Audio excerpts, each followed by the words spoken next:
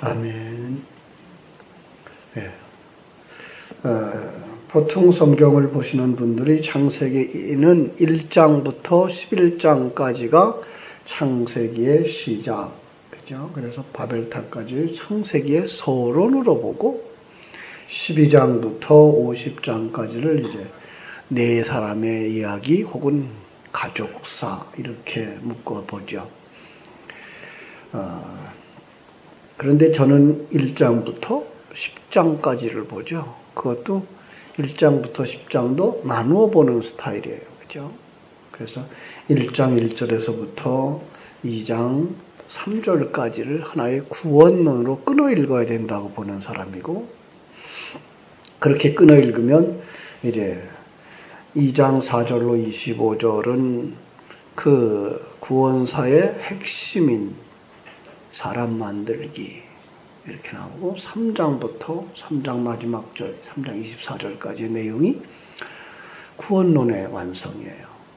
그리고 4장, 5장이 이제 또 하나의 구원론을 설명하는, 6장 1절부터 10장 32절까지가 또 하나의 구원 이야기. 물론 역사적 이야기와 펼쳐져 나가는 이야기는 있어요. 그게 없는 건 아닌데, 더 중요하게 보셔야 되는 건 단락으로 끊어볼 수 있어야 된다는 거죠. 그래서 이제 11장부터 22장 혹은 23장까지를 또 하나의 구원론의 이야기, 아브라함의 이야기죠. 그리고 이제 24장부터 시작되는 이삭의 이야기, 25장부터 시작되는 야곱의 이야기. 사실은 거기서 완성된 거죠, 창세기는. 요셉의 이야기는 또 하나의 다른 이야기예요. 자, 그래서 왜냐하면 우리 보통 구약 성경에서 하나님의 이름을 누구의 하나님? 아브라함의 하나님, 이삭의 하나님, 야곱의 하나님. 왜 요셉의 하나님은 안 나오죠? 요셉 자체가 하나님이에요. 예수님의 상징이에요. 그래서 요셉으로 완성되어지는 아브라함의 가족사 이렇게 보셔야 돼요. 그래서 아브라함과 이삭과 야곱의 하나님 이렇게 부르는 거죠. 그리고 야곱의 꿈은 누구를 통해서 이루어지는가 하면 요셉을 통해서 이루어져요. 이스라엘이 출애굽할 때에도 4대 만에 나올 거라고 이제 창세기 15장에서 아브라함과 약속하는데, 4대 만에 그렇게 계산하면 우리는 몇 년 정도 걸려요? 1대가 한 30년? 당시로 말하면 한 60년? 그렇게밖에 볼 수 없는데 4대 만에요. 이 4대는 아브라함이 1대고, 이삭이 2대고, 3대가 야곱이고, 4대가 요셉이에요. 그래서 요셉의 이야기로서 끝나요. 그러니까 결국은 여호수아서까지가 한 단락의 구원론이 돼요. 여호수아 24장에 야곱의 뼈를 가나안 땅에 매장하죠. 그게 이제 출애굽의 끝이에요, 사실은. 이렇게 그 성경은 구원론적으로 보셔야 성경을 깨끗하게 볼 수가 있죠. 물론 그 속에 크고 작은 구원의 세부적인 이야기들도 나오고요. 물론 이 역사적인 스토리도 있어요. 그런데 성경은 역사를 기록해 놓은 책도 아니고, 역사를 통해서 그저 교훈이나 받아라 라고 교훈으로 남겨놓은 책이 아닌, 여러분과 나의 생명에 관한 생명책이죠. 경전이에요. 그러므로 그 속에서 아브라함의 이야기 속에서 나를 볼 수 있어야 되고, 이삭의 얘기 속에서 나를 볼 수 있어야 되고, 오늘 여기 창세기 11장에서도 나를 볼 수 있어야 이게 내 책이 되고 나에 관한 책이 되는 것이지, 너무나 과거를만 이야기 놓고 우린 거기서 떨어져 있는 사람이 되면 그 책과 나는 관계가 없을 수 있어요. 지난 주일날 설교의 서론으로 창세기 11장을 삼았기 때문에 오늘 내용은 그렇게 어렵지 않으실 거예요. 지난주 설교는 또 기억이 하나는 뭐겠어요? 지난주 설교 내용은 지난주 설교 내용이 뭐였어요? 언약을 붙잡고 살자. 그죠? 언약을 붙잡고 살자. 그런데 그 언약을 붙잡고 살았던 아브라함의 시대적 배경, 그게 바로 11장이었죠. 시대적 배경이 바로 11장이었어요. 그래서 구원론을 다시 아브라함부터 설명해서 이제 새로운 구원사를 하나 쓰면서 그 구원사의 배경인 시대적 배경 속에 사도행전 창세기 11장의 이야기를 했기 때문에 어렵지 않을 거예요. 그런데 그 구원론의 시작 그러면 우리가 꼭 기억해야 될 부분이 있어요. 그건 어디일까요? 창세기 1장이에요. 그죠? 구원론의 시작 그러면 창세기 1장 1절부터 이해를 하셔야 되죠. 하나님이 천지를 창조하셨다. 그 다음에 2절이 우리의 모습을 그대로 설명해내고 있어요. 그 2장의 내용이 뭔가 하면은 이제 땅이 혼돈하고 공허하며 흑암이 깊음 위에 있고 하나님의 신은 수면 위에 운행하셨다. 이 얘기가 성경 전체 속에서 그려지고 있는 타락한 인간의 상태, 타락한 인간의 새 모습, 타락한 이 세상, 그리고 죄를 이제 처음으로 표현한 문장이라 그랬습니다. 그래서 이 세상에 속한 모든 것을 다 어둠으로 보자. 그죠? 어둠으로 보자. 이 세상에 속한 모든 걸 다 공허하고 혼돈된 것으로 보자라는 거예요. 타락한 인간이 살아가는 모습. 그것이 바로 11장, 창세기 11장의 모습으로 보면 뭐예요? 하나로 뭉쳐 성과 탑을 쌓고 어디까지 쌓아요? 하늘에까지 닿자. 그리고 하나님께 정면 도전이죠. 그들은 또 뭐라 그래요? 우리의 이름을 내자. 우리의 이름을 내자. 하나님의 영광을 내야 될 피조물들이 하나님의 영광에 대한 생각보다 자기의 이름 내는 데 바쁜 거예요. 그래서 우리 그 아주 세속적인 개념이 하나 우리 속에 들어와 있는데 그냥 우리가 그게 진리처럼 알고 있는 거. 호랑이는 죽어서 가죽을 남기고 사람은 죽어서 이름을 남깁니다. 아니요, 이름 남길 필요 없어요. 우리는 연약한 자의 모습으로 살다가 이제서 세상 모습, 세상 이름 벗어버리고 천국에 들어가면 돼요. 그런데 우리는 거기서 속고 있는 거죠. 이름 내야 된다고 생각해서 훌륭한 사람, 큰 사람 되는 게 잘하는 것 이렇게 이해를 하고 있는 거죠. 역사가 기억하지 않아도 괜찮아요. 하나님이 기억하시는 사람. 나를 통해서 하나님만 드러나면 돼요. 그런데 바벨탑을 쌓던 그 사람들은 뭐예요? 자기의 이름을 내자라고 했고요. 온 지면에 흩어짐을 면하자라고 했어요. 하나님께서는 뭘 하라고 그랬어요? 나그네 생활하라. 그죠? 나그네 생활하라. 그래서 그것이 바로 우리에게 주어진 사명이에요. 이 땅을 뭘처럼 살라?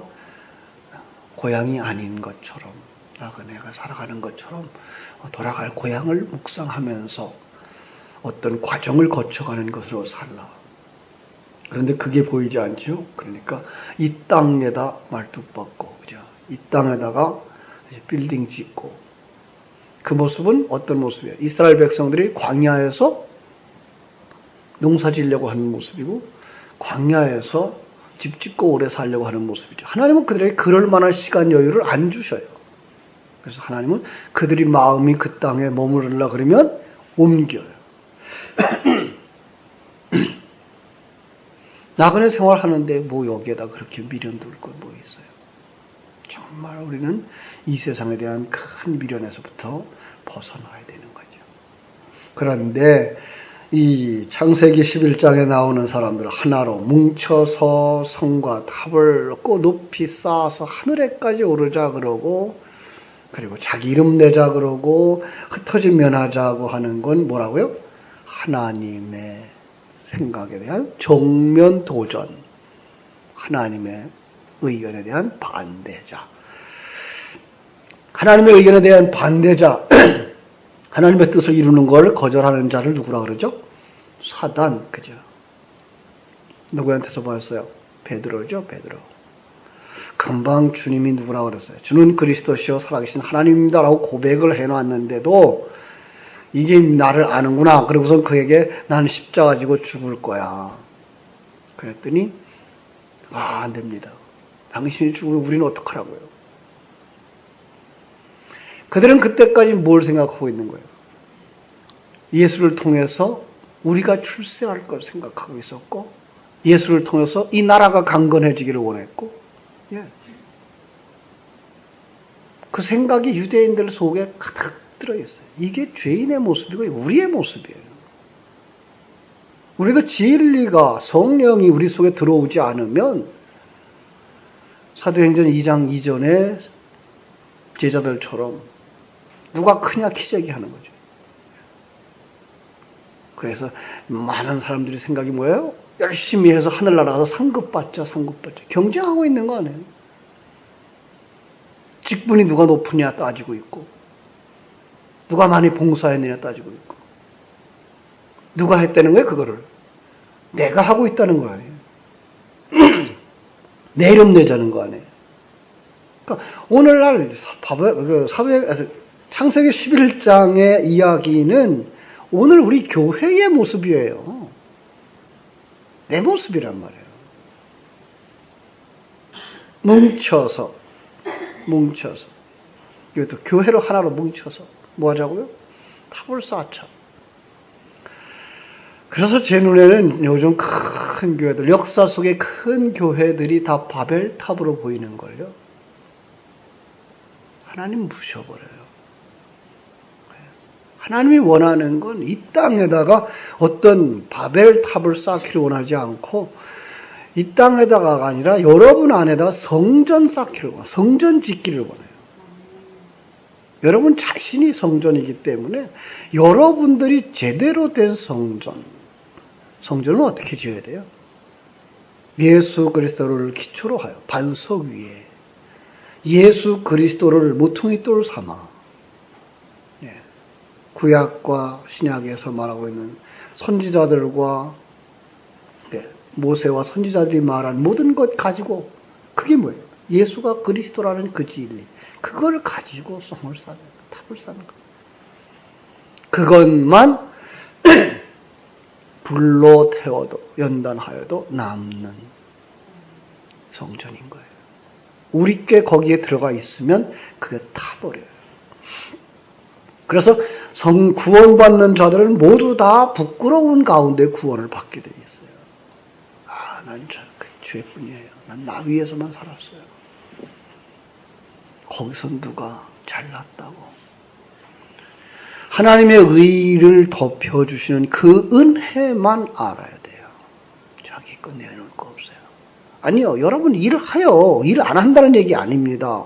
봉사하죠. 봉사 안 한다는 얘기 아닙니다. 큰 일도 합니다. 그런데 그걸 누가 했다고 알아야 돼요?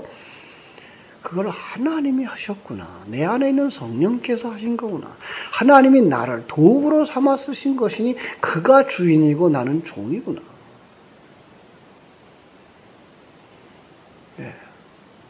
그걸 아셔야 이 세상에서 큰 일을 해도 교만으로 가지 아니하고, 일을 못해도 비굴한 자리로 내려가지 아니할 수 있는 거예요. 여러분들이 가장 아름다운 사람들이에요. 그러니까 여러분 연세 드셨다. 난 이제 나이 먹어서 뭐 하나 할 것도 없는데 젊은 시절 다 가고, 그렇게 생각하지 마세요. 여러분 하나님의 관심은 만들어져 가는 성전에 있지, 여러분은 어떤 일을 했다, 어떤 만큼 헌금을 했다, 그 일에 있지 않습니다. 그건 하나님이 주신 것 가지고 마땅히 하는 거예요. 없으면 안 하는 거죠. 못 하는 거죠. 거기에 묶이지 마세요. 자신 가지세요. 하나님이 이 역사를 왜 돌아가게 하신다고요? 이 역사는 하나님의 사람을 위해서 돌아가게 하신다고요. 그러니까 연세 드신 분들은 그렇게 생각하면 돼요. 젊은 사람들이 잘해서 교회가 돌아가게 하는 건 우리를 위해서 돌아가게 하는 거다라고 생각하시면 돼요. 하나님의 관심은 여러분들의 영혼 속에 있지, 어떤 일들을 많이 하고 어떻게 밖으로 드러내는 일들이 있어서 되어지는 건 아니에요. 하나님은 그걸 보지 않아요. 그렇게 어리석은 세속적인 사상, 그걸 갖다가 바벨이라 그래요. 그래서 이 악의 총체, 요한계시록에 하면은 이 악의 총체를 바벨론 그래요. 바벨론 사상. 바벨론의 사상이 뭐예요? 뭉치자예요. 일단 우리의 이름을 내자. 하나님 대적하자.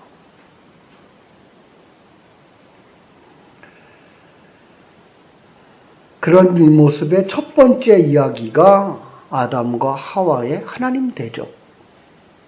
그게가 왜 하나님을 대적하자? 창세기 3장으로 다시 돌아가 보면 사단이 뭐라 그래요?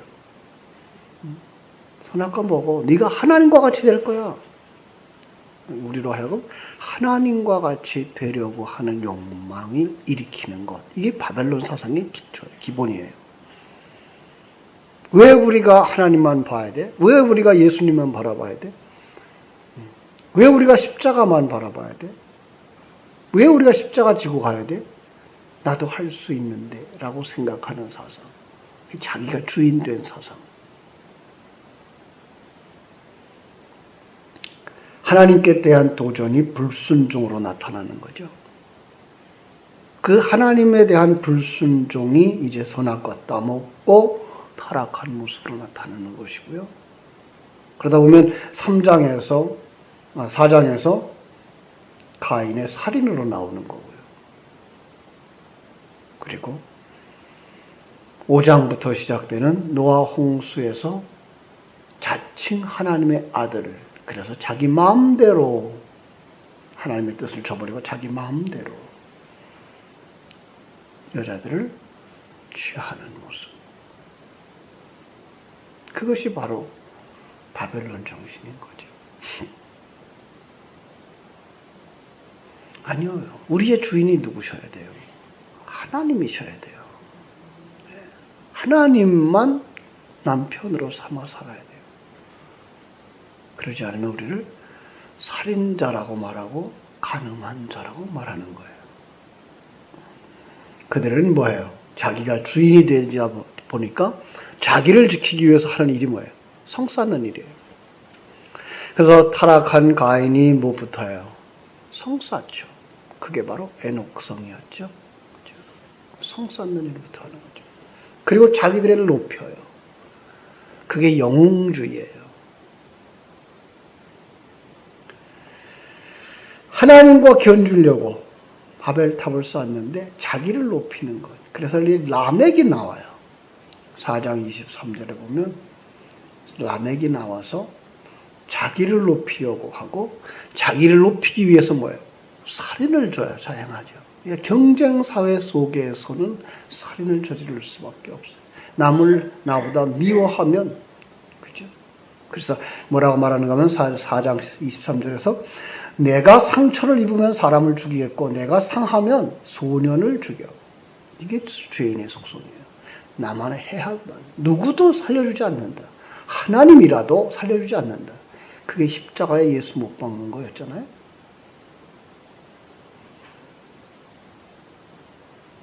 우리 속에 그게 있다니까요. 내 자존심 상하게 만들면 남편도 그냥 안 돼. 싸워야 돼. 그죠? 자식도. 이러고 있어요, 우리가. 부모도.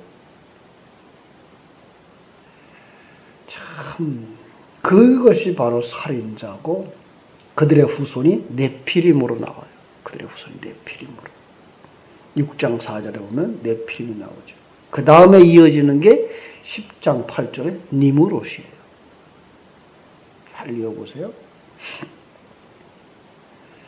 라멕으로, 그 다음에 네피림으로, 그리고 니무롯으로. 그런데 그 니무롯을 뭐라 그래요? 10장 8절에서 영걸이라 그래요. 그런데 요즘 성경 또 바꿔놨어요. 그죠? 첫 용사라 그래요. 아니요. 영걸이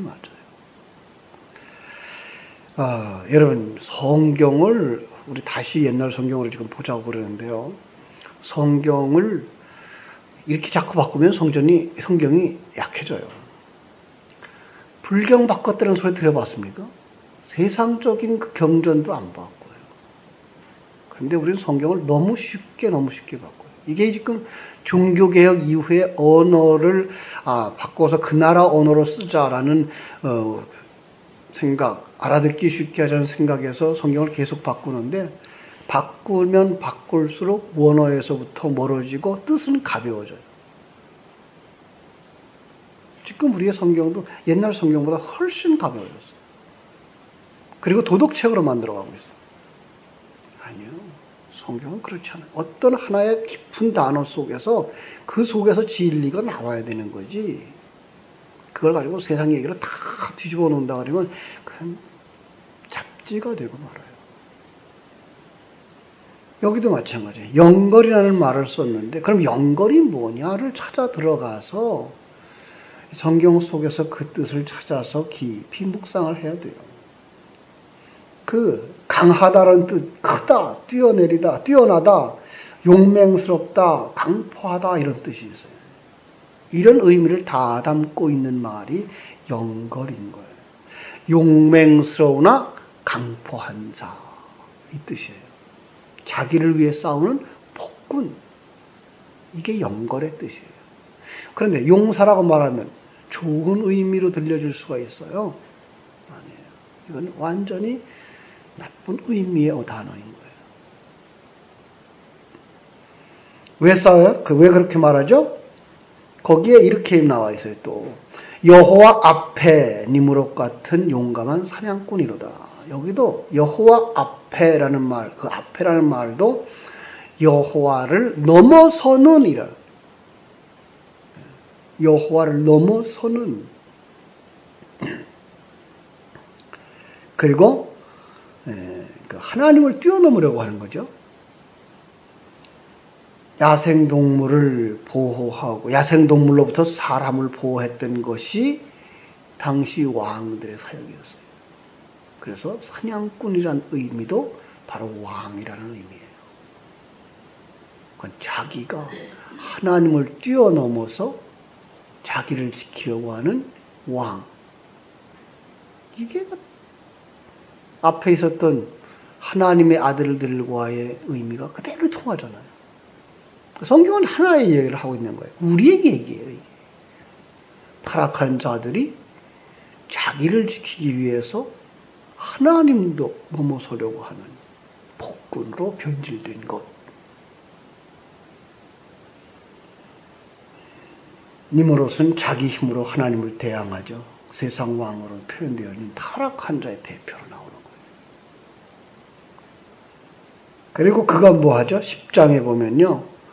10절, 11절 가만히 보세요. 그의 나라는 시날 땅의 바벨과 에렉과 악갓과 갈레에서 시작되었으며 그가 그 땅에서 아수르로 나아가 니느웨와 르호보딜과 길라와 또 및 니느웨와 갈라 사이에 레센을 건설하였으니 이는 큰 성읍이라. 만든 성읍들이 다 어떤 성읍이에요?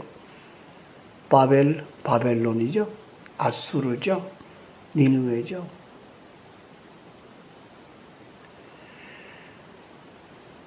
이런 것들이에요. 그럼 그들은 그 나라는 어떤 역할을 하고 사라져요. 그죠? 미가서에도 한 번 나와요. 이 니무롯이라는 이야기가 나오는데 아수르 땅을 니무롯의 땅이라 그래요. 결국은 그들이 이 땅에서 어떤 자로 존재하는 대표적인 의미로 쓰여지고 있다는 걸 우리에게 가르쳐주고 있는 거예요.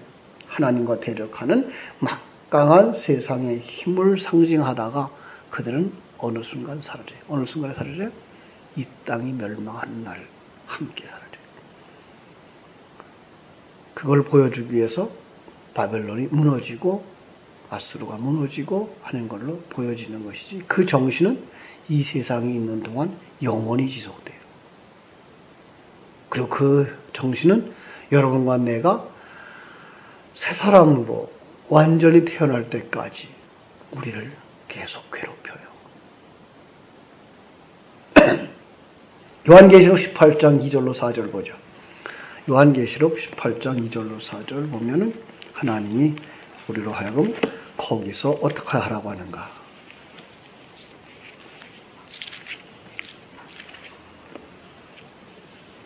18장 2절부터 봅니다. 2절부터 4절까지. 힘찬 음성으로 외쳐 이르되 무너졌도다 무너졌도다 큰 성 바벨론이여 귀신의 처소와 각종 더러운 영이 모이는 곳과 각종 더럽고 가증한 새들이 모이는 곳이 되었도다. 그 음행의 진노의 포도주로 말미암아 만국이 무너졌으며 또 땅의 왕들이 그와 더불어 음행하였으며 땅의 상인들도 그 사치의 세력으로 치부하였도다 하더라. 또 내가 들으니 하늘로부터 다른 음성이 나서 이르되 내 백성아 거기서 나와 그의 죄에 참여하지 말고 그가 받을 재앙들을 본받지 말라. 예. 바로 하나님의 백성들을 하여금 스스로 영웅되고 스스로 하나님의 대적되어 하나님의 한 대적자로 살려고 하는 그런 자리에서 나오라. 그게 이제 창세기 12장 1절로 5절에 나오는 아브라함에게 부르는 음성이죠. 아브라함아, 내 본토 친척 아비 집을 떠나라. 그런데 나오라 한다고 나올 수 있으며 떠나라고 한다고 떠날 수 있는 게 인간이라고요? 그렇지 않다고요.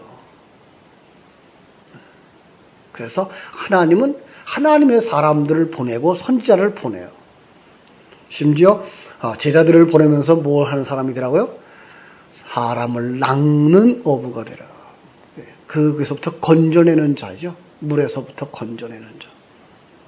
그 타락에서부터 건져내는 자. 그 바벨탑은 얼마나 컸을까요? 정말 하늘에 닿았을까요? 지금 정말 요즘 현대 건설들이 현대 건설할 수 있는 사람들이 만들어내는 그런 높은 탑만큼 쌌을까요? 그렇지 않아요. 그 당시에 성 쌓는 기술로 쌓아놓은 지금도 이제 메소포타미아나 유프라테스 강변에 있는 지글라트 그거는 그 탑을 보면 폭이 한 100m 정도. 거기에다가 쌓아서 높이 고작 한 20m 정도. 그러면서 그들의 마음은 뭐예요? 그러니까 그거에다가 그들의 마음을 다 실어서 보여주는 거지. 그게 우리들인 거죠. 너희들이 만든 거 고작 요거야. 그런데 니들의 알은 뭐야? 하늘에까지 다 차고. 그게 교만인 거죠. 이게 죄인의 모습인 거죠. 하나님의 존재에 대한 멸시고 자기의 우상화죠. 오늘날의 과학기술, 의학기술 그거 아닙니까? 복제. 이거 하면 영원히 살 것처럼 지금들 살고 있죠. 사람의 생명은 연장되어질 거예요. 그러나 하나님의 눈에 영원이라는 세계 속에서 너희들은 뭐예요? 20m도 안 돼요. 너희들이 그렇게 한다 그래도 어떤 재미난 학자는 그런 얘기를 하더라고요. 사람이 앞으로 자기 생명을 영원히 연장할 거래요. 영원까지 연장할 거예요. 그리고 자기의 욕심대로 살고 하나님의 은혜가 싹 빠져나가면 그곳이 지옥일 거다라는 얘기예요. 가상적인 얘기죠. 참 무서운 얘기입니다. 그리고 그들은 어떤 걸로 그 성을 쌓죠? 자, 여기서 벌써 벽돌이 나와요. 그죠? 창세기 11장에서 벌써 벽돌이 나오고요. 뭘로 해요? 진흙을 대신해서 역청으로. 여기 대신하여라고 하는 말이 계속 반복돼서 나오는데요. 하나님은 제단을 쌓을 때 뭘로 쌓아요? 돌로. 그것도 다듬지 아니한 돌로. 그죠? 그런데 여기는 지금 인간이 스스로 만들어낸 것. 인간이 스스로 만들어낸 것. 하나님은 인간이 만들어낸 거 싫어. 난 그거 원하지 않아. 그런데 이들은 이렇게 자기 스스로 벽돌을 만들어요. 자기 스스로를 보호하게 만들어낸 벽돌이 뭘까요? 왜 하나님 그 건축자들이 왜 모퉁이 돌 예수 그리스도를 버린다고요? 자기들이 만든 거 쓰려고. 자기들이 만든 벽돌. 그러면 우리 인간이 쌓는 바벨탑의 기초는 뭐예요? 자기죠. 그 다음에 그 자기 위에다가 땅에서 나온 것들로 쌓는 거죠. 그것이 바로 우리가 만들어낸 문명과 문화라는 거예요. 하나님은 그걸 원찮아요. 그런데 인간들은 그 속에서 계속해서 하나님을 대적하죠. 하나님을 주인으로 삼고 왕으로 삼고 남편으로 삼고 살아야 될 인간이 여기서 하나님을 대적하고 영웅주의, 거인 숭배 사상, 하나님의 대적자로 나서는 거죠. 이게 바벨탑의 정신이고 바벨론의 문화예요. 바벨론의 정신이에요. 하나님 이거 부숴야 되죠. 그죠? 만약에 그 탑이 화가 났다면 하나님은 그 탑을 부쉈겠죠. 그런데 하나님은 탑을 부수지 아니하고 그들을 부숴요. 그게가 여호와께서 그들을 온 지면에 흩으시는 거죠. 그리고 그때부터 언어가 흩어져요. 하나의 언어가 아닌 흩어진 언어로 살아가요. 말이 많아졌겠죠. 이 사람은 이렇게 말하고 저 사람은 저렇게 말하기 시작한 거죠. 이게 지금 방언들이에요. 온 세상의 방언들은 뭘 얘기하는 거예요? 각각의 다른 진리들을 말하는 것, 그게 방언들이에요. 우리가 생각하고 있는 방언과 성경 속에 나오는 방언 달라요. 물론 현상적으로 방언이 있어요. 그런데 하나님은 성경 속에서 그 방언의 의미를 그렇게 말하고 있는 거예요. 하나님이 흩었어요. 언제 합쳐지죠? 사도행전 2장에서 합쳐져요. 성령이 임하니까 베드로 한 사람이 설교하는데 각국에서 온 사람들이 다 자기네나 말로 듣는 거예요. 이게 이제 완성된 천국의 한 모습이죠. 그 시간은 길지 않았어요. 잠깐 보여줬던 거죠. 성경 속에 잠깐 보여주고 없어지는 사건들이 많은데 그들이 또 뭐예요? 자기 재산을 다 제자들 앞에 갖다 놓고 모두가 다 공동된 생활을 한 얼마나 했을까요? 몇 년, 몇 달, 며칠. 길지 않았어요. 공산주의 이론 참 좋죠. 같이 일하고 같이 살고. 왜 안 됐죠? 인간 속에 옛사람이 남아있어요. 죄인이라고 하는 거. 이걸 해결하지 못하면 아무리 잘해도 안 돼요. 네. 이론은 맞는데 그 이론이 어디서 나왔어요? 그 사람들이? 마르크스가 여기서 나온 거 아니에요. 성경 써서 뽑아낸 거예요. 이렇게 하면 분명히 지상천국이 될 거야. 근데 그들이 뭘 몰랐어요? 인간인 죄인 것이며 그 죄는 인간이 다 멸절될 때까지 남아있으며 자기가 죽을 때까지 없어지지 아니한다는 사실을 잃어버린 거죠.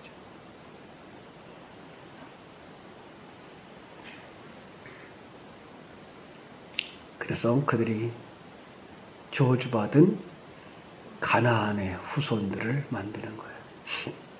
그래서 10장 그 족보에서 쭉 보면은요, 15절부터 18절까지를 쭉 보면은 이제 여부수자 가나안은 장자 시돈과 헷을 낳고 여부수 족속과 아모리 족속과 기르가스 족속과 히위 족속과 알가 족속과 신 족속과 이런 족속들 다 언제 나왔던 족속들의 이름이죠? 여호수아를 통해서 가나안 정복할 때 거기에 다 있었던 거죠. 그죠? 이스라엘에 멸망당할 가나안 족속들의 이름. 덮어줌의 은혜를 모르고 기고만장하고 우상 숭배하고 자기가 왕된 자들. 그들은 이 땅에서 이스라엘을 괴롭히는 자들. 그리고 이스라엘과 대적자들, 하나님의 백성과 대적자들, 결국은 우리 속에 있는 옛사람의 모습들, 옛사람의 구석구석. 10장 6절에 나오는 이 기르가스라고 하는 말이 미스라임이라고 하는 말이 무슨 말이냐면 애굽이라는 말이에요.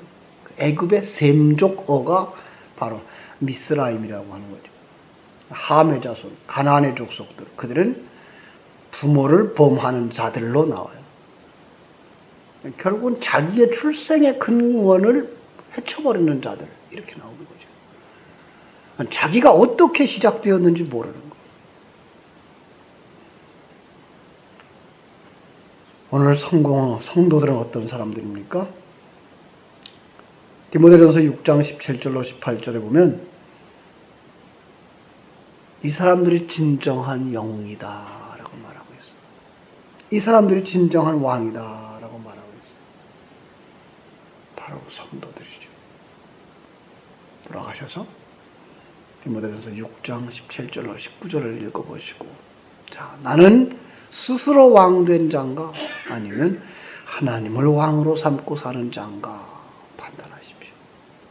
그리고 어떻게 이 땅에서 살아가야 될 것인가, 이런 곳에서 나를 구원해 주신 그 하나님은 어떤 분이신가, 그를 깊이 묵상함으로 하나님이 여러분 속에 직접 말씀해 주시기를 주님의 이름으로 축원합니다. 기도하겠습니다. 하나님 우리 아버지, 하나님의 크신 은혜와 사랑을 감사하옵고 감사